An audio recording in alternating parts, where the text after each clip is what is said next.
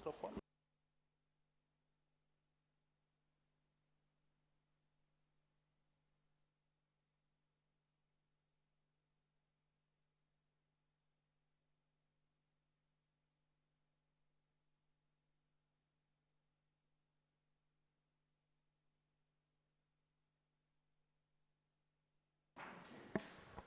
Então, muito boa tarde a todos.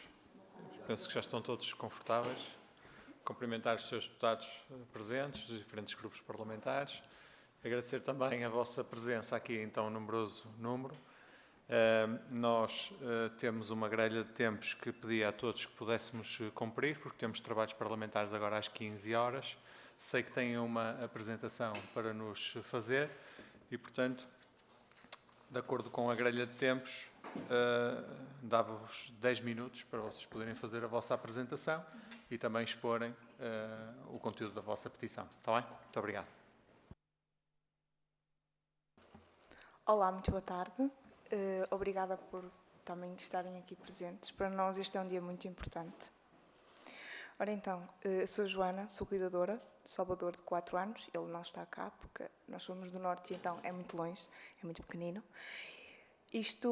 Nós estamos cá para quê? Para falarmos sobre a comparticipação em material e medicamentos para as pessoas com epidermólise bulhosa, que é uma doença sem cura, ok?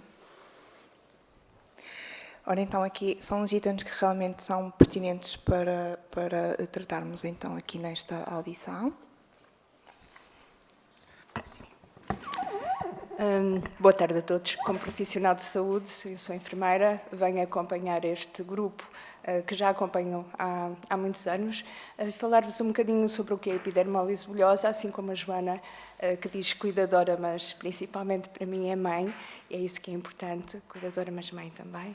A epidermólise bulhosa é uma doença congénita, é uma doença que, sim, pode ser detectada antes da nascença, se houver já suspeita de que algum dos pais seja portador dessa mutação.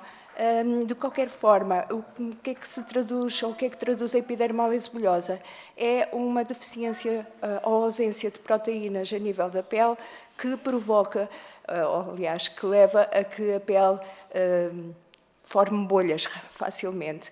E essas bolhas, infelizmente, não são apenas na pele, mas são também na parte de mucosas, de tecidos internos que também são constituídos quando da formação por pele. E então, o que é que vai acontecer nesta situação?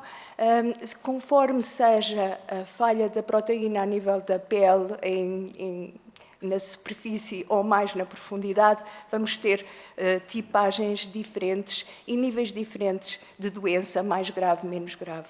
Isto para dizer o quê? Que as doenças mais graves, obviamente, têm uma implicação, as apresentações mais graves, uma maior implicação na qualidade de vida, enquanto as outras conseguem ser geridas, ou pelo menos a vida é levada com uma melhor qualidade.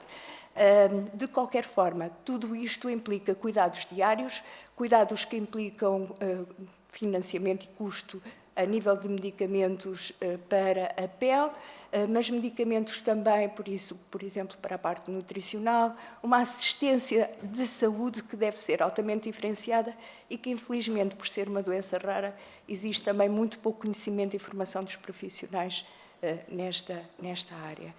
E é, no fundo, isto que se vem tentar, entre portarias de muitas outras doenças que existem, era tentar demonstrar, e como eu digo, a parte clínica é importante, mas mais importante é a partilha dos pais e aquilo que é o apelo deles para, e ao qual eu me junto, obviamente, para conseguirmos aqui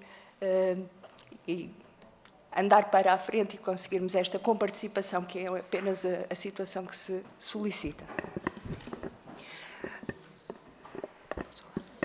Agora vamos ter aqui algumas imagens sobre alguns tipos de epidermólise bulhosa, mas atenção que independentemente ou seja, elas têm um nome, não é? Eles são como se fosse, entre aspas, rotulados. Isso não impede de quem tem epidermólise bulhosa simples seja menos grave do que quem tem outro tipo de epidermólise bulhosa. E isto realmente, eles são todos diferentes. O caso mais grave, neste caso, como é dito, é a distrófica recessiva, que realmente as imagens conseguem falar por mim, que chocam, mas isto é mesmo a nossa realidade, é aquilo que nós vemos todos os dias, ok? Além disso, esta doença, quando nós dizemos não é só a pele, é como se fosse uma coisa pequenina, mas não é uma coisa pequenina, porque a pele é o maior órgão do nosso corpo. E a pele não é só físico. Como mostra ali aquela imagem, eles muitas vezes não conseguem comer. Porquê? Porque eles ganham também feridas no esófago, ou seja, quando a ferida cicatriza, o esófago fica cada vez mais pequenino. Okay? E muitos deles sofrem realmente desta comorbilidade, não é? Que realmente é mesmo muito, muito difícil. Além disso, aqueles olhos são dos nossos meninos, do meu Salvador, que o Salvador está a perder cada vez mais a visão, porque eles têm que ter mesmo muito, muito cuidado.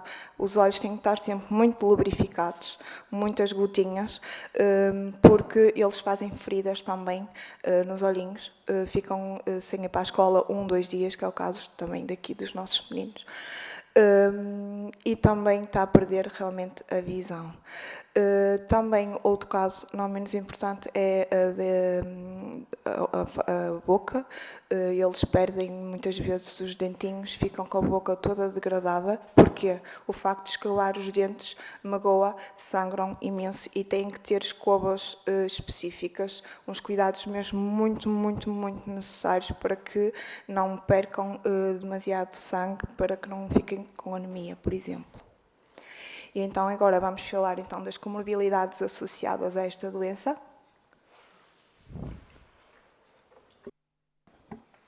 Boa tarde, senhores deputados e senhoras deputadas.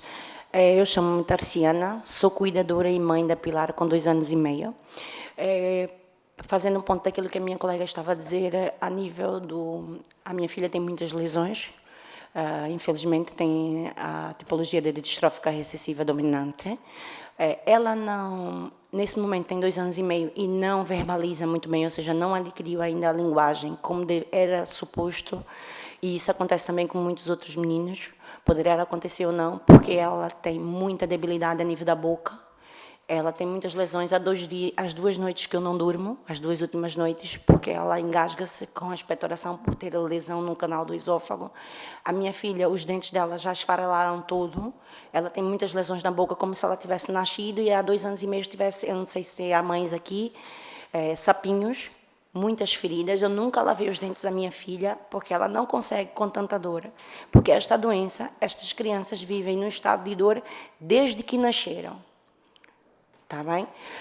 Então, por isso estamos a falar da dor. A comichão, o purido, quando nós falamos sempre, estamos a bater sempre na situação da portaria, porque para o purido nós temos que comprar muita medicação, antihistamínicos, cremes, não é? E isso são medicamentos que não são coparticipados e que nossos filhos utilizam muito. A minha filha, por exemplo, usa para o purido, e não é das crianças que eu conheço que tinha muito purido, mais purido, 2 frascos de Atarax por mês e 2 de desloratadina, ou seja, de aéreos. Quem é mãe já ouviu pelo menos falar, Deus queira que nunca tenha precisado usar isso. Depois estamos falando aqui da anemia, que consequentemente, eu costumo explicar as lesões da epidermólise bulhosa da seguinte forma. É como se nós fôssemos caminhar e as nossas sapatilhas fizessem bolhas. E depois aquela pele sai. É isso que nossos filhos têm, esse tipo de lesão. Podem ser mais profundas ou mais superficiais. Pronto. Depois temos os problemas oftalmológicos, que a minha colega já falou. Temos os problemas orais, que eu já falei. Os gástricos, que é justamente as lesões do canal do esôfago. A obstipação, que é outra medicação, ou os laxantes, que não são coparticipados.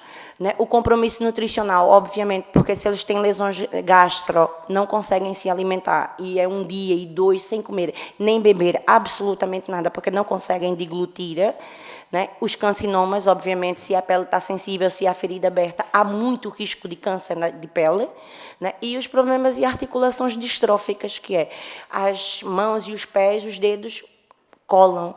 na tipologia mais grave da doença, os dedos podem colar e eles chegam a mesmo a capsular, não é? Por isso, eu acho importante também que vocês reflitam bem sobre isso.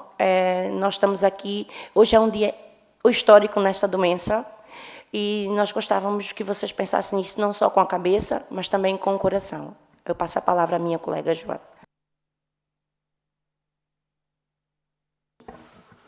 Boa tarde. Chamo-me Marcelo Lourenço, sou pai e cuidador do meu filhote, que está cá connosco, Marcelo.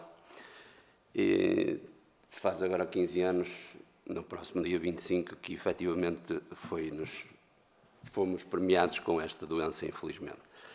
E tem sido uma luta constante, há 15 anos a esta parte, no entanto, pronto, tem sido uma luta que nós temos vindo a fazer quase sozinhos.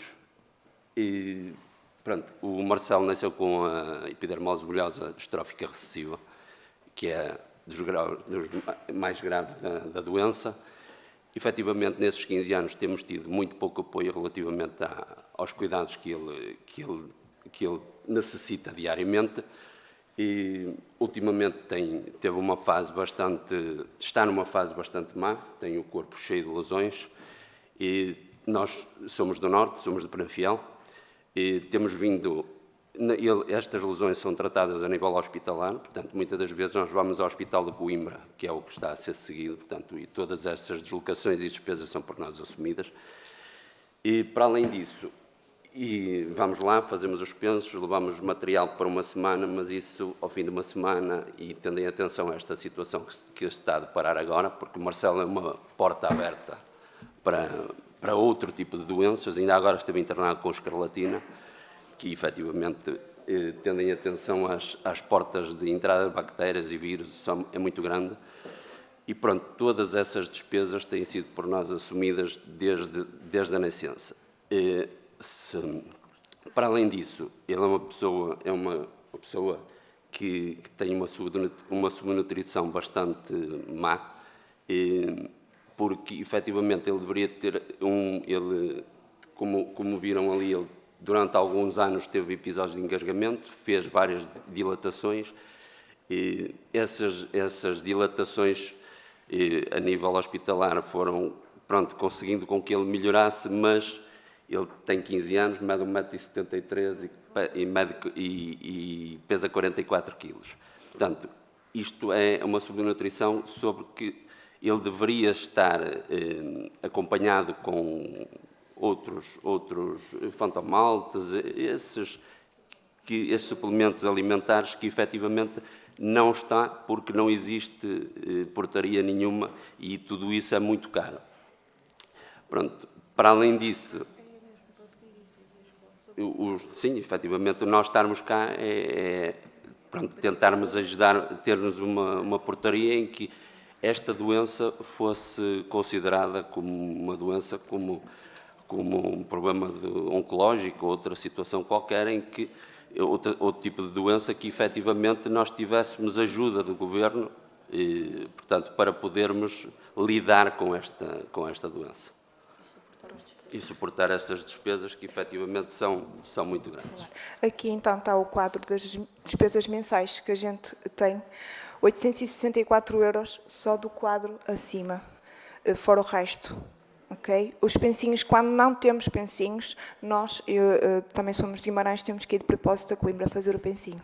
Ou seja, é uma viagem, é em contexto hospitalar, para a criança é horrível, para nós pais, então, Deus me livre, porque preferimos, sim. Agora, deixe-me só mostrar algumas imagens. Isto são de feridas que eles ganham todos os dias.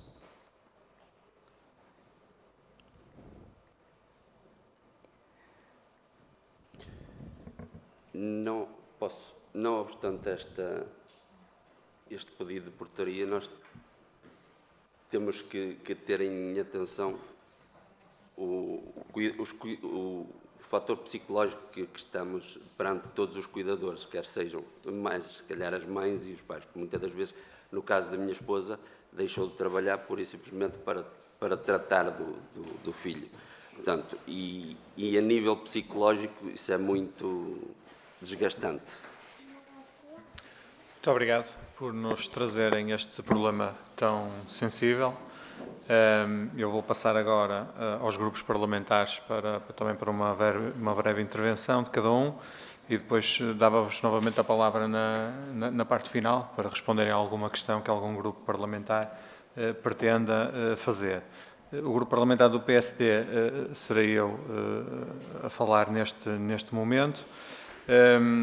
Aquilo que nós gostaríamos de tentar perceber portanto, vocês enquadraram esta petição, já fizeram parte de alguma associação de doenças raras, têm algum contacto já com algum tipo dessas associações, já tentaram que esta portaria fosse criada em algum tempo atrás, não aconteceu, isso não aconteceu, porquê que não aconteceu?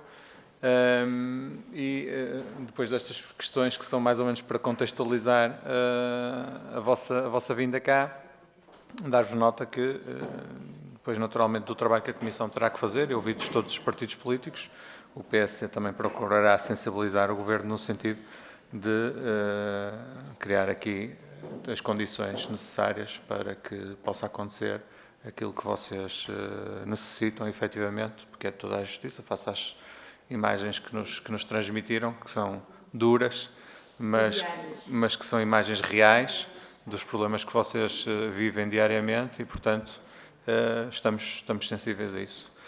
Relativamente aos restantes grupos parlamentares, pelo grupo parlamentar do Partido Socialista, penso que é a deputada Fátima Correia Pinto que vai intervir.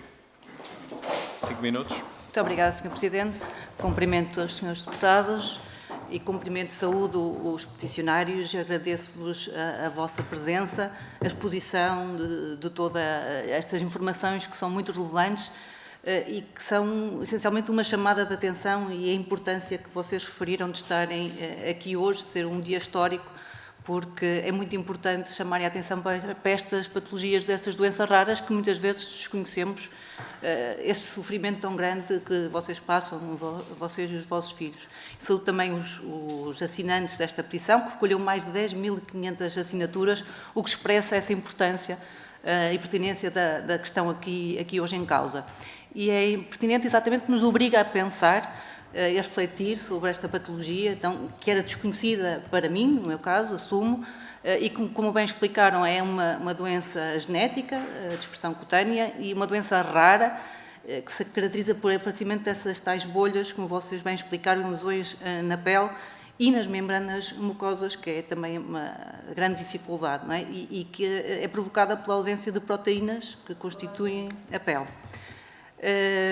E que provoca que gestos tão simples, como também vocês referiram, como lavar os dentes ou escovar o cabelo, ou um simples toque até, possa desencadear, ou abraçar, exatamente, possa desencadear esses sintomas e leva a esse aparecimento recorrente das feridas.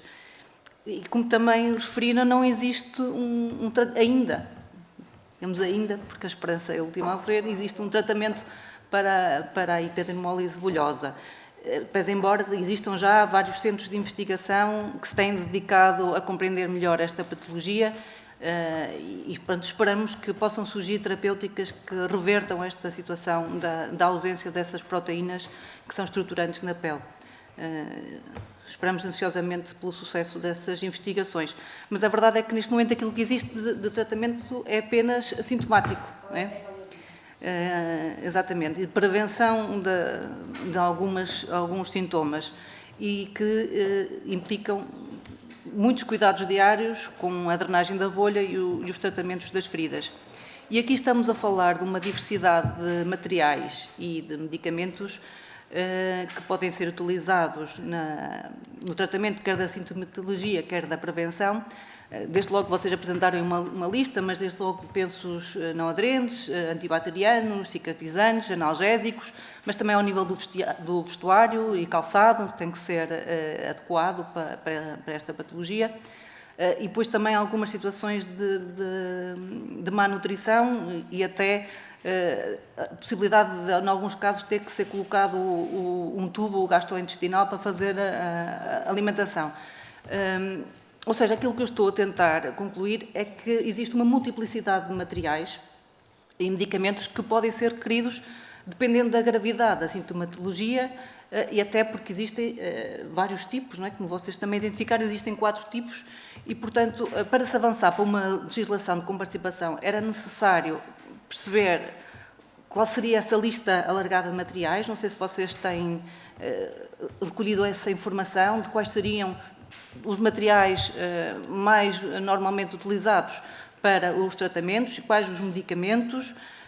O custo mensal, vocês apresentaram ali uma estimativa, mas não sei se aquilo é de alguma família, se já é... Pronto, é isso. Mas que nós precisávamos perceber também qual o universo que estamos a tratar. Ou seja, não sei se alguma associação dispõe destes dados, quantas pessoas com epidermólise bulhosa existem em Portugal, quais as idades, quais os tipos de patologia, quais as características que apresentam, para nós percebermos qual é o universo que nós estamos a tratar. Para podermos avançar para uma legislação, é importante termos também essa informação, que podemos depois juntos tentar procurar. Depois, perceber também de que forma é que se podia materializar este tipo de comparticipação, porque aquilo que vocês falam nessa portaria era uma comparticipação total para todos os materiais, não é? Pois, eu percebo. Respondem no fim, peço desculpa, mas é o procedimento. A Sra. Deputada terminar e depois vocês terão a oportunidade de responder às questões. Mas isso é mais difícil, digamos assim, em termos de legislação, conseguir-se essa abrangência. E era importante, se vocês conhecerem outros programas, outras iniciativas de outros países, algum modelo que nos pudessem apresentar, daquilo que existe de boas práticas lá fora, que nos fizessem também chegar essa informação para nós podermos trabalhar num modelo que pudéssemos pôr em prática também no nosso país. E termino agradecendo mais uma vez aos peticionários a vossa presença, mostrando a maior sensibilidade, também como mãe e como membro do Partido Socialista, relativamente a esta questão da comparticipação, que é fundamental para a melhoria da qualidade de vida dos vossos filhos, das vossas famílias, e desejando-vos um maior sucesso e relativamente à pretensão da petição. Muito obrigada. Muito obrigado, Sra. Deputada. Agora passava a palavra à Sra. Deputada Sónia Monteiro, do Partido Chega. Boa tarde. Obrigada, Sr. Presidente, Srs. Deputados, Srs. Peticionários, bem-vindos a esta casa. E dizer que o Grupo Parlamentar do Chega que está solidário convosco e vamos tentar levar esta petição para a frente. E sendo isto e depois desta exposição tão intensa, eu tenho algumas questões que vou colocar e depois, se me puderem chegar ou se conseguirem responder, se não conseguirem responder a todas neste momento, depois se nos puderem chegar, agradecia. Portanto, com esta gravidade desta doença, eu pergunto quais são as reais e principais limitações que afetam a qualidade de vida dos doentes, ou seja, vocês todos os dias lidam com isto, portanto, o que vocês expuseram neste momento portanto, é o limiar, todos os dias há coisas mais graves, não é? Qual é o número total de pessoas, se conhecem o número total de pessoas que padecem com esta patologia no nosso país? E se nos conseguem dar uma ideia de novos casos, se há novos casos todos os dias, quantos existem? Também mencionar que, sendo uma doença sem cura e o suporte de tratamento são essenciais no dia-a-dia, e eu pergunto que tipo de cuidados requerem os casos mais graves desta doença? Ficam só pelos analgésicos, como o paracetamol, como aqui eu li, ou opioides, e designadamente na troca de pensos, que é que realmente necessitam mais para além daquilo que nos mostraram? e a estimativa mensal destes custos, porque trouxe uma estimativa, se calhar mais ou menos por baixo, mas isto com certeza tem custos muito elevados e, como disse, os pais, portanto, um de vocês tem que deixar de trabalhar para o outro poder estar a cuidar e tudo isto tem custos, não é? E tudo isto tem, financeiramente, também não é fácil.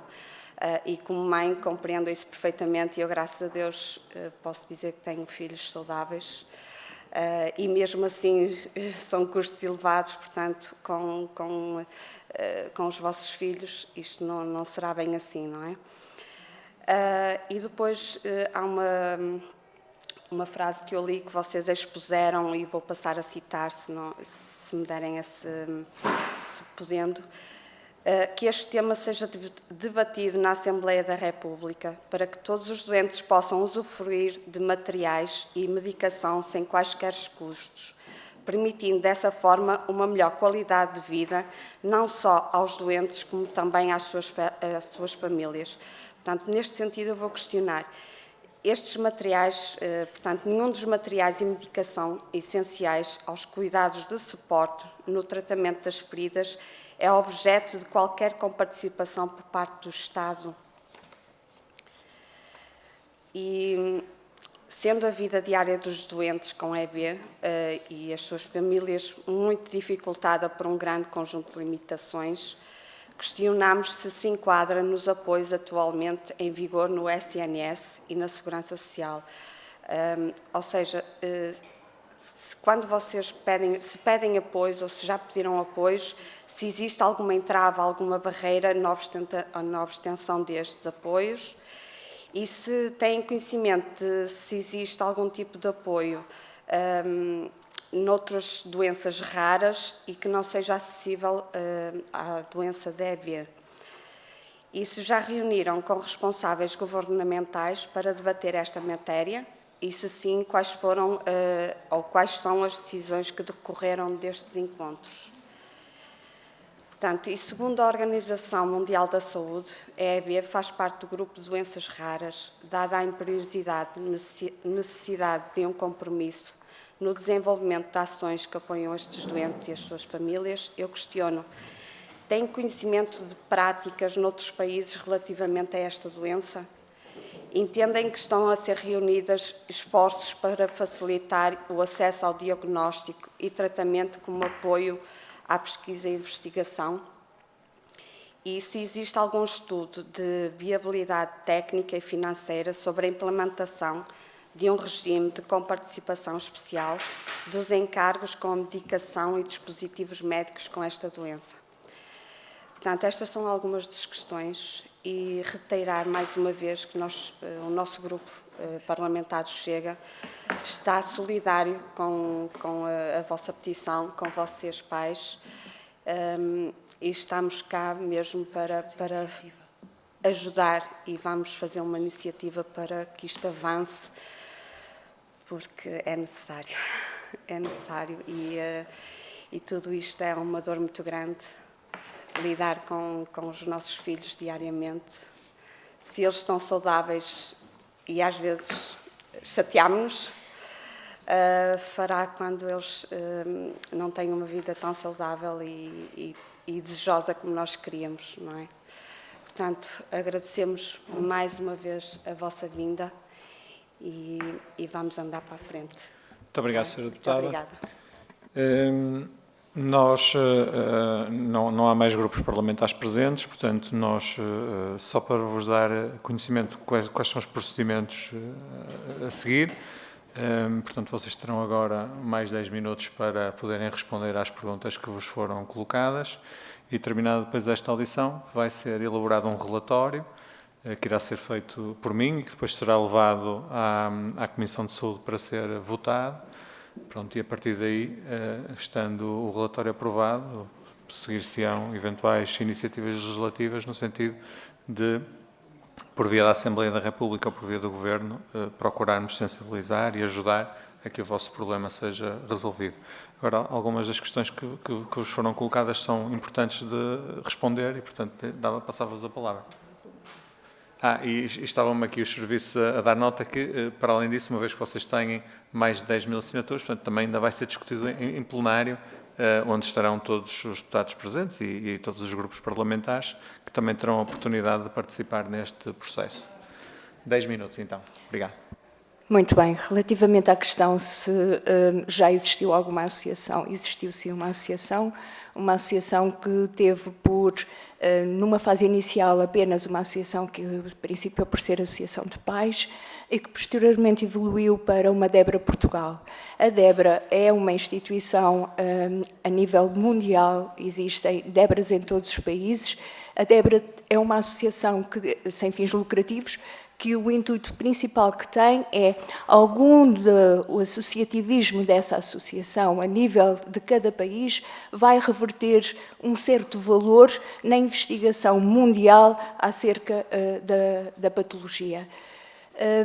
O que é que sucedeu? Essa DEBRA era um misto de pais e de também profissionais de saúde, só que vai-se perdendo o ânimo, porque realmente os profissionais de saúde têm o seu tempo limitado, também não veem haver uma abertura da parte dos apoios para este tipo de iniciativas individuais. Posso dizer que praticamente tenho sido eu, e eles sabem, a continuar a dar continuidade e atenção. Não quero nenhuma medalha com isto, quero apenas dizer e perceber as outras pessoas que foram desistindo no processo. Entretanto, os próprios pais, têm um tempo tão limitado, com tanta limitação de tempo por causa de todas as questões relativamente ao seu filho, e cada filho tem características e necessidades individuais, e é muito difícil pedir para todos. E por isso mesmo é quando falamos de uma petição de comparticipação, há realmente uma série de itens necessários, há necessidade a parte da pele, sim, mas nem todos usam os mesmos tipos de produtos. As lesões mais simples e as apresentações mais simples, por exemplo, só usam cremes, nem sequer se ficam tapadas, normalmente as pessoas não gostam, nem sequer melhora a situação, e por isso temos aqui a situação da ingestão, da nutrição, nem todos têm o mesmo tipo de dificuldade na absorção. Por exemplo, estava a ver o Lucas ao meu lado. O Lucas tem realmente o problema nas mãozinhas, que tem a ver com a fusão dos dedos e que habitualmente precisa de uma cirurgia ortopédica. Isto é muito comum, isto acontece. O Lucas está a ser acompanhado no exterior, e cá está. Ou seja, está-nos a fugir, ou estamos a fugir um bocadinho todos à responsabilidade daquilo que existe e que todos temos que ser responsáveis. Dizer também que sim, tem havido alguma forma de estar de algumas ARS que têm, de uma forma organizada, contribuído. Por exemplo, eles precisam de coisas simples, tipo, precisam todos de agulhinhas para furar as bolhas e de contentores para entregar na farmácia ou no centro de saúde. E isso vai sendo fornecido com pressas. Depois, os materiais mais diferenciados é que acabam por ser difíceis. Existem alguns hospitais que, neste momento, o Hospital Pediátrico de Coimbra, foi a minha casa durante muito tempo, está realmente, neste momento, a criar um centro de excelência em que os profissionais vão apurando práticas adequadas, porque não é a mesma coisa tratar uma pessoa que tem epidermólise bulhosa como uma pessoa que não tem. Uma série de cuidados que se têm que ter. E estamos a falar, por exemplo, na estomatologia. O estomatologista tem que já ter percepção disso. Não pode ser e não pode fazer uma dilatação esofágica que eles precisam tanto. Também tem que ser realizada de outra forma. Uma anestesia, a mesma coisa. Um procedimento cirúrgico, um simples punção venosa. São coisas que têm... Ou seja, além do mais, há necessidade também, ao haver esta portaria, os pais ficavam mais protegidos de poder ser eles a adquirir, porque, no fundo, eles vão sempre procurar o conhecimento que nós, infelizmente, como profissionais de saúde, ainda não temos. Como vocês todos, ou alguns reconheceram, poucos conheciam esta patologia. A Débora também tentou fazer isso, quer a dar a conhecimento, quer à formação dos profissionais, quer da população em geral, esta patologia.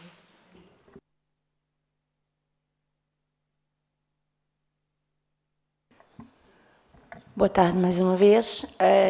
Falar aqui da senhora deputada, uma das questões, vou tentar, não me lembro todas, mas vou encadear, ver se vou respondendo. Acerca das boas práticas, também a senhora deputada do PS falou, que eu tenha conhecimento, porque nós, assim, nós nos tornamos de um dia para a noite enfermeiros, investigadores de saúde, pronto, medical scribe, tudo, assim, é uma coisa escrita. E então, do que eu tenho conhecimento e tenho partilhado com minhas colegas, tem sido na Alemanha. A Alemanha tem um centro de cuidados de pele sensível e epidermólise bulhosa. A Alemanha tem. Eu encontrei outro dia uma senhora no pediátrico que viveu na Alemanha, veio cá, e disse que lá elas têm tudo a 100% gratuito de material. Por isso eu lembrei, como a senhora deputada falou, e a senhora também, eu lembrei-me dessa situação da Alemanha e deste centro de investigação para peles sensíveis e epidermólise bulhosa. Pronto, na situação da associação, a enfermeira Cristina falou, e falou muito bem, os tratamentos, né, os cuidados, quando a senhora deputada fala, mas o cuidado para este, para aquele, acho que também a enfermeira Cristina falou e bem, por exemplo, no meu caso, eu vou ser bem específica, a minha filha tem 2 anos e meio, ela tem lesões, claro que tem, mas a maior debilidade que a minha filha tem é boca e canal do esôfago. E começou a colar os deditos, mas pronto, tivemos que fazer aquisição de luvas, né, outro material que também é extremamente dispendioso. Posso vos dizer que 40 pares de luvas custam 300 euros. 40 pares de luvas para uma criança é muito pouco, né, que está sempre a mexer, que está sempre a meter nódoa, que está sempre a pintar, que está... Pronto. E então, eu sei que o Salvador tem um problema no olho. A maior debilidade, se calhar, é muita pele também, mas também o olho. Está a perder a visão, isso é grave, ele só tem 4 anos. Não é? É o Marcelo, imensas lesões, é uma casa aberta para infecções, porque também é importante falar uma coisa aqui, que a epidermólise bulhosa, segundo disse a dermatologista, o maior risco de morte é na primeira infância. E eu posso vos dizer isso e confirmar, porque eu faço parte de um grupo de WhatsApp no Brasil, que eles estão muito à frente a nível de materiais e pesquisas, que quase todos os meses morre uma criança nesse grupo, com idades compreendidas entre 0 e 10 anos. Tá bem? Então, quando a senhora deputada fala, e também há muitos medicamentos, é justamente por isso, porque a minha filha tem uma debilidade maior num sítio, outro no outro, mas a pele, aquela falta, aquela deficiência do colagênio está sempre lá. E a minha filha é uma bebê, e eles todos, não podemos pegar por aqui embaixo das axilas, não podemos fazer um carinho mais, não podemos segurar assim com mais força, vai cair, segura-se. A minha filha só fez a aquisição de macha com 2 anos e 2 meses. Ou seja, isso estou a falar da minha filha, e elas também têm outras coisas para falar dos filhos delas. Ou seja, isso é muito relativo, mas num grosso, não é, os pensos que nós utilizamos mais, os cremes que nós utilizamos mais, aquilo que é importante para o tratamento da dor, paracetamol, atarax, desloratadinas, cicalfates, eucerines, antibióticos. A minha filha tem feito, desde setembro, antibiótico todos os meses, por causa da lesão do esôfago. Isso não é bom, ela tem os dentes todos esfarelados, é como se tivesse... Pronto, aquelas pessoas que têm problema com toxicodependentes e o quê? Né, minha filha, como eu disse anteriormente, nunca lavou os dentes. Não é? Depois há uma questão que nós não colocamos ali, mas que eu acho muito importante, que é, estas crianças precisam socializar, porque um dos maiores problemas delas são o emocional. A falta de confiança nelas próprias, a autoestima, a nossa autoestima, porque toda a gente olha, saímos com os nossos filhos, toda a gente olha, ok, isso olhar, até tudo bem, mas há pessoas, coitadinho, não sei o quê. E nós ficamos, isso faz mal, a vida do casal muda, não há casal. Já quando uma criança chega, é uma pessoa estranha, numa vida normal, com uma criança normal, já é um problema. Imagine uma criança que vem com 24 horas sobre 24 horas de supervisão, né, de prevenção de cuidados. Ou seja, há crianças que nunca tomaram banho com 5 ou 6 anos de idade, porque o banho dói. O banho dói.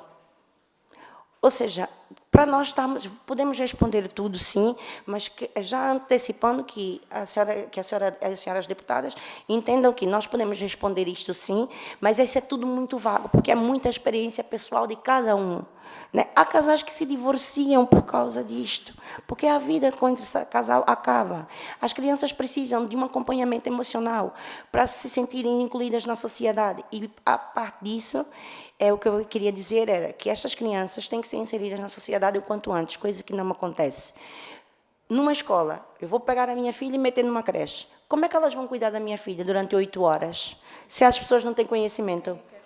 E quem quer tomar? As pessoas recusam-se a aceitar as crianças com esse tipo de patologia. Eu, por acaso, tive sorte. Trabalho numa Santa Casa da Misericórdia em Cantanhede e eu sou profissional de saúde lá, e eles aceitaram a minha filha e cuidam da minha filha lindamente. Mas eu tive que pedir a uma enfermeira, colega dela também, que fosse lá da formação. Por acaso não tive que pagar, mas podia ser o caso de o fazer. E as pessoas têm aquela bomba atômica na mão. Eles são uma bomba, porque tão bem, caiu, machucou, arrebentou a cara toda, já foi. Tá bem? Então, eu agora vou deixar um bocado de tempo também para falar aí a algum dos meus colegas, mas isso a falar assim é nu e cru, sem muitos termos técnicos, mas a falar de realidade e dia a dia, tá bem? Peço desculpa de ser assim tão realista. Duas questões apenas rápidas, uma delas relativamente ao número. Efetivamente, quando existiu a Débora, havia um levantamento que era feito e nós tínhamos aproximadamente, isto em 2014, cerca de 185 pessoas com epidermólise bulhosa, Portugal e Portugal insular também, por isso temos também sinalizações e pessoas com epidermólise bulhosa nas ilhas.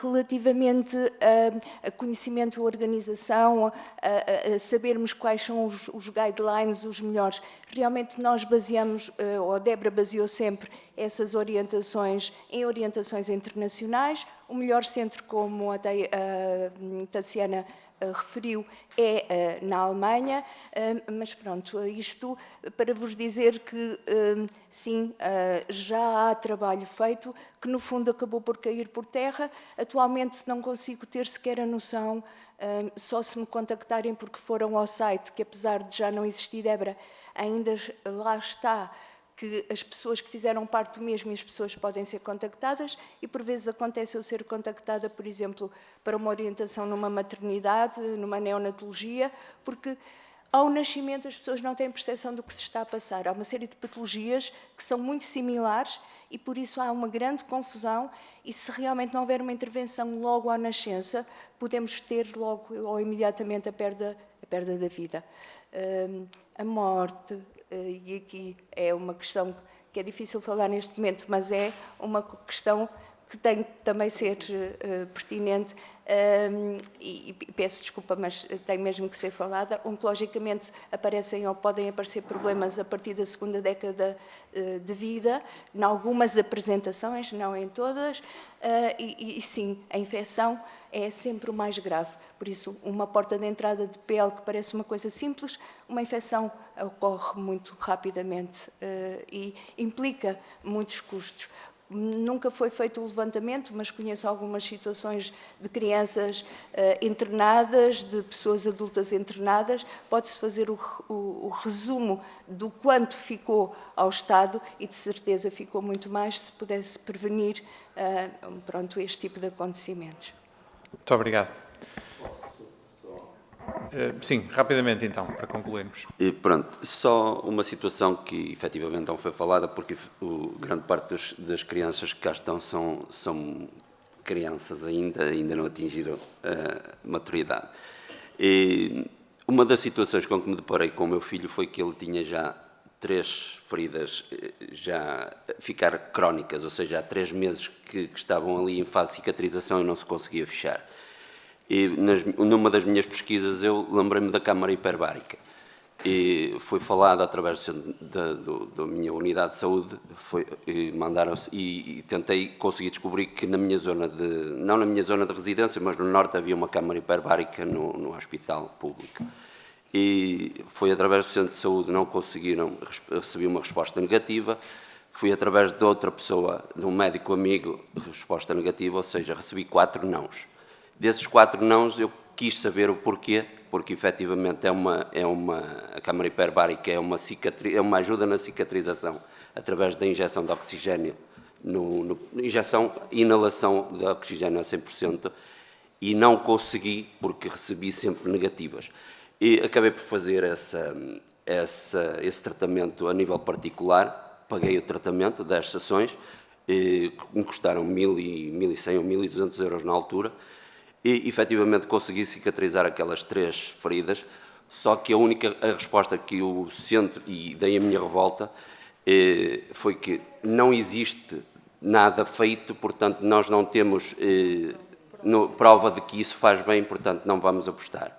E pronto, efetivamente nós conseguimos, tivemos a prova, mas efetivamente, e é um bocado isso que ao longo desses 15 anos temos vindo a receber, um não aqui, um não ali.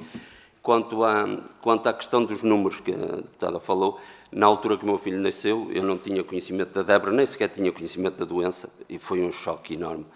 E fui pesquisar e o doutor número 1 aqui em Portugal, que era o Dr. Carlos Rezende, que infelizmente já faleceu, eu tive uma consulta com ele, que ele, na altura, há 15 anos atrás, pouco havia fotografias, ele veio um computador com as fotos dele numa incubadora, e ele abraçou-me e disse-me, olha, o seu filho se tirou o Euromilhões ao contrário. E, a partir daí, caiu-me o mundo. E quando ele me diz isto, olha, posso lhe dizer quão grave é a doença do seu filho. Existem 100 e poucos casos de doentes em Portugal. É uma doença órfã, que não há investigação, porque isto não gera lucros. Ponto final. Foi tão cru quanto isso, e agradeço na altura por ele ter sido direto e para eu saber o problema que estava a enfrentar. E a partir daí nós vamos fazer aquilo que é possível, mas não é muito possível. E há 15 anos atrás nem sequer tínhamos o que existe hoje, os pensos, o Mapitel, o Mapilex e essas coisas. O meu filho era tratado com gases gordas para doentes queimados. Sendo que a falta de informação de há 15 anos atrás continua a ser a mesma, porque eu hoje vou com o meu filho a uma urgência de hospitalar e os médicos não sabem. E muitas das vezes não faça nada, nós tratamos. Assim, ele ainda agora há 15 dias atrás esteve internado no hospital com escarlatina, e a mãe é que ficou com ele, e foi a mãe a fazer todos esses pensos. Pronto, tiveram o maior cuidado possível, mas efetivamente nós sabemos que a doença é muito pouco divulgada, pronto, e conhecida mesmo pela parte clínica. Ok. Queria só uma questão que colocaram que eu queria dizer. Relativamente aos apoios, eles existem se as pessoas assumirem que os filhos têm doenças ou deficiências graves, o que não é fácil. Por isso, uma portaria especial tem que ser à parte. A Segurança Social tem, se forem procurar ou a determinada altura, por qualquer alteração física que pode acontecer, for necessário dar como deficiência, nessa altura existem apoios, ou doença crónica, mas não existe um apoio específico. Faço-me entender. Há grande dificuldade. Já chega, já tem marcas demais, de chancelas demais, estampas demais, a dizer estereótipos demais. E por isso, muitas das vezes não procuram algumas ajudas que efetivamente existem. Está bem? Bom, muito obrigado por a vossa exposição tão emotiva, tão clara, tão emocionante, e que nos traz aqui à Assembleia da República um problema desconhecido de muitos e que efetivamente precisa de uma solução. Julgo falar em nome de todos os grupos parlamentares. Vamos ver se conseguimos entender-nos todos para que haja aqui uma solução para a vossa situação. Os passos já vos dei nota de quais serão, portanto haverá um relatório, irá à Comissão, depois vai ao plenário e depois, entretanto, veremos de vos dar notícias. Está bem? Muito obrigado pela vossa vinda cá. Obrigado.